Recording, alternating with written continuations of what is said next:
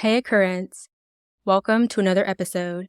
I'm your host, Tatiana Bunch, and today's story happens in an undersea cave in Croatia. 3 crew members went on a diving trip together, and it's different because it's far from the typical cave diving disaster you hear about, or that I tell. But it was also a first for diving in general, because one of the divers didn't surface. And when he was found, the way he was found led to 2 of the crew members being arrested, and his body wasn't the only one recovered.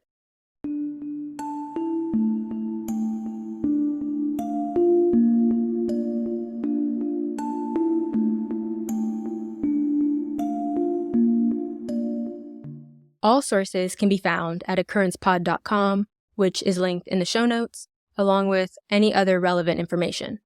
Without further ado, it was a quiet night on the sailing boat on the Poganica Bay near the island of Solta in Croatia, when things took a turn. At around 12:15 a.m. on Wednesday, September 11, 2002, the local police received a panicked emergency call. A diver known as MK had gone missing during an exploratory dive around 3 hours earlier. MK, a 31-year-old man from the Czech Republic, set off to explore an undersea cave, but failed to return. Now, diving isn't just jumping into water with gear. It's a careful process of preparation, especially for cave diving. Cave diving is one of the most dangerous forms of underwater exploration.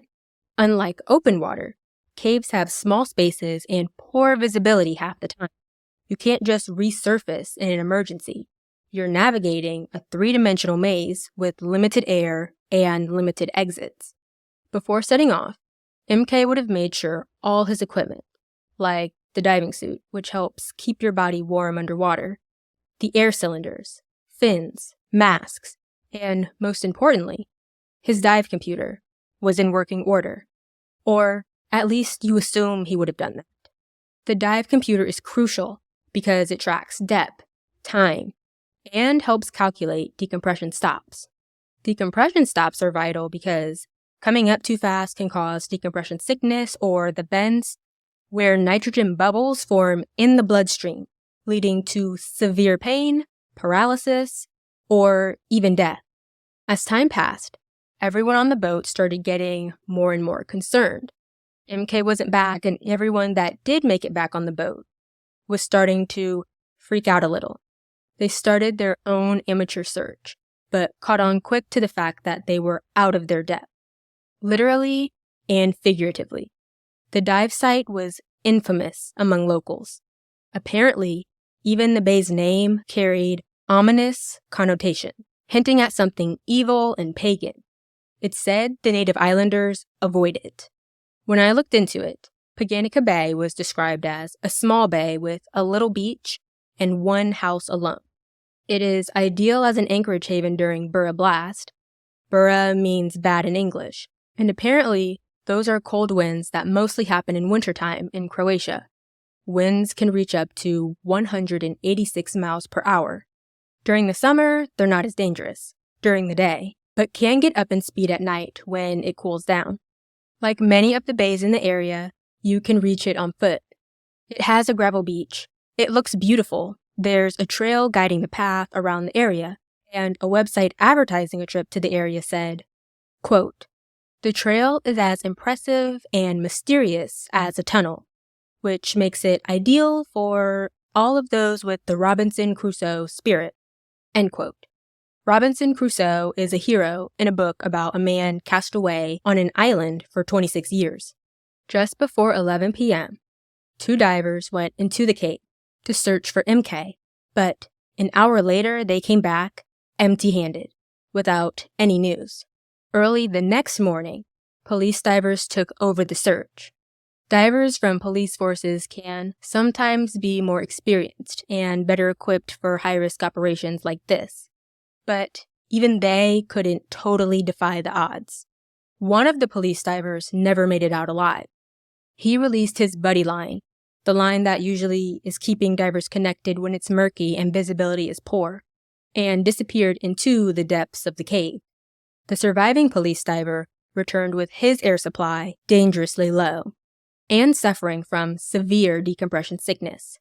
You don't necessarily have to be doing deep dives requiring decompression stops to have decompression sickness. Long or even multiple dives in a short amount of time can cause it. On September 12th, the search ended when the bodies of the police diver and MK were found. The police diver's body was recovered from about 79 feet or 24 meters deep in a shallow part of the cave. MK was found at the cave's deepest point, around 177 feet or 54 meters deep. He was lying, fully equipped, with a diving knife plunged into his chest.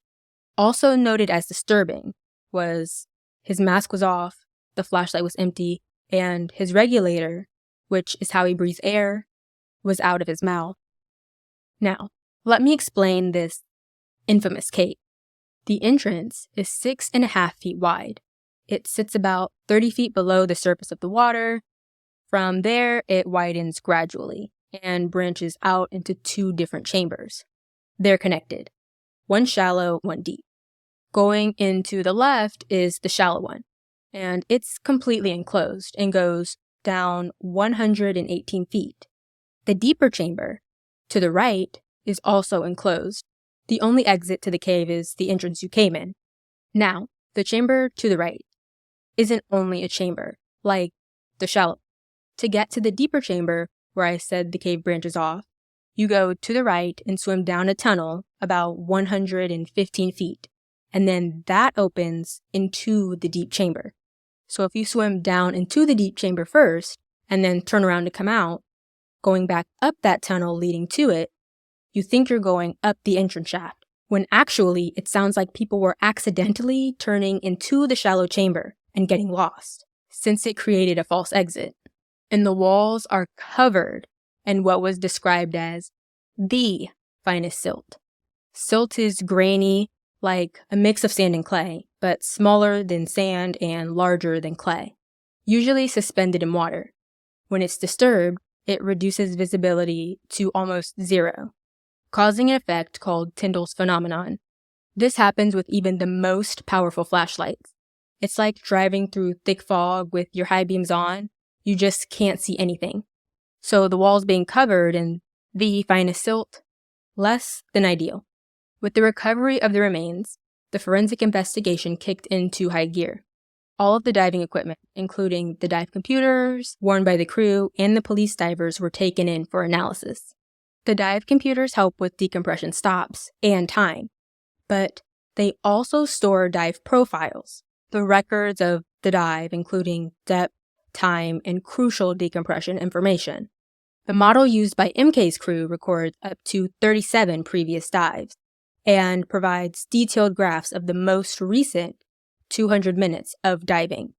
During the investigation, the dive computers were tested in a hyperbaric chamber, an enclosure used to simulate the pressure conditions experienced during dives. The investigators confirmed that all the equipment was in perfect condition, ruling out mechanical failures as the cause of the incident. And the forensics didn't stop there. Samples of a reddish-brown stain on the boat, initially suspected to be blood, were collected. Blood samples from the entire crew were analyzed, and several knives found on the boat were taken for examination.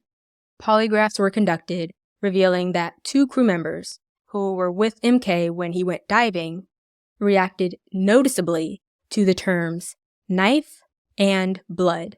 They were taken into custody, although no formal charges were made, and the rest of the crew was prohibited from leaving the country. MK's dive computer showed he entered the water around 9:15 p.m. on September 10th. His dive profile showed he reached a maximum depth of 177 feet. He started swimming up, but maybe due to poor visibility or nitrogen narcosis, he missed the exit and wandered into the shallow gallery. Nitrogen narcosis is a state of euphoria and confusion caused by the anesthetic effect of nitrogen at high pressures. It's like being drunk and can impair judgment and motor skills. The autopsy report was telling a disturbing story. MK was still wearing his diving suit, and there was a weird slanted cut on the front left part. It matched a stab wound on his right chest, right between his left nipple and the middle line. Strangely, he didn't have any defensive wounds on his hands or arms, like he didn't even try to fight back. The knife went deep, piercing his left lung and the aortic isthmus, causing a lot of internal bleeding. The blade length was 11 centimeters, and that's how deep the wound went. It looked like he drowned based on some findings in his lungs, and with the penetrating wound. But there were no diatoms, which are tiny algae often found in drowning cases, in his liver. This just added another layer of mystery to the entire thing. Something to note was, MK's air consumption. Divers typically use around 16 liters of air under light activity, but this can vary based on exertion, stress, and experience. MK's dive computer showed his air was depleted around the 44th minute of the dive, 118 feet deep. Running out of air in a cave you can't see in, and I've never been to, causes most people to panic. Interviews with the crew said that MK had a few drinks during dinner, which might have impaired his judgment. His blood alcohol level was 0.114%, enough to slightly impair cognitive function and possibly lower the body's sensitivity to carbon dioxide. Reduced sensitivity can delay the drive to breathe, making MK's situation that much worse. Given the weird wound, investigators looked into multiple possibilities. Could it be self-inflicted? It would be incredibly rare in diving, but the desperation of running out of air and being lost could push someone to do something that extreme. It had to be done fast and precise, considering MK was right-handed and where the wound was on him. Which I will say, 99.99% of divers will say they would never do that. You fight until the last breath. I would say 100%, but there's always someone. Another possibility was foul play. Someone else could have done it on the boat and thrown him overboard. I mean, the investigators even considered a stage dive record, using weights and ropes to simulate MK's movements. But this was thrown out pretty quickly. The dive profile was too precise and went with the cave's geography. If there had been an underwater struggle, would there be signs? Maybe, but a fight followed by stabbing really seems hard to do because of where MK was and wherein he died. So was it possible that one of the divers who went to rescue MK accidentally ended up killing him? Nope. That theory didn't work either because the times and depths recorded on the divers' computers didn't match up with that idea. Plus, dragging a body through those deep, narrow spaces would have been super tough, making it almost impossible for anyone to have done it. Investigators felt there were easier ways to commit murder when diving, and I agree. Oh, and actually, they ran the self-inflicted theory by Croatian military divers, and they also said that there was no way MK did it himself. They felt that a diver, no matter how desperate, would typically exhaust all options for survival first. But situations can be different, and in extreme situations, desperation or hopelessness can drive people to do unimaginable things, like the tragic decisions some have made during historical disasters, like Grenfell Tower or 9/11. By all accounts, no one can say with absolute certainty what happened in those dark, silt-clouded chambers. But it's obvious that MK was in a terrible situation. Underwater caves have unique dangers that can very, very easily turn fatal, especially when you are not experienced. Like MK. Yes, MK was a cook for a job and in good mental and physical shape, but he only knew basic diving. He was very much inexperienced. So MK was on the boat with 3 of the guys from the crew. The skipper was taking a nap in the cabin, and only one of the other 3 guys was a diver. The rest of the crew had gone diving somewhere nearby around 15 minutes before MK did, because he decided he wanted to go sightseeing in the cave at the last minute. The others came back to the boat around 10:30 p.m. Then 2 of the divers went to the cave 16 minutes later to look for MK. They came back just shy of an hour later. Since MK had just one 15-liter air-filled cylinder, it was pretty clear that he ran out of air and drowned. They originally thought that he just got stuck in the cave, but when they found him with the knife and they saw the red stain on the boat, and then the 2 crew members had a reaction to certain words on the polygraph that doesn't actually detect lies, that's when they were taken into custody. And I mean, I get it. In a way, you can't say you wouldn't do something like that unless you've been in the situation yourself. But I don't know. Besides it just being not typically what divers do, doing that wouldn't save you from drowning. If anything, you drop your rebreather because it would hurt and then swallow a bunch of water, so now you're bleeding out and drowning.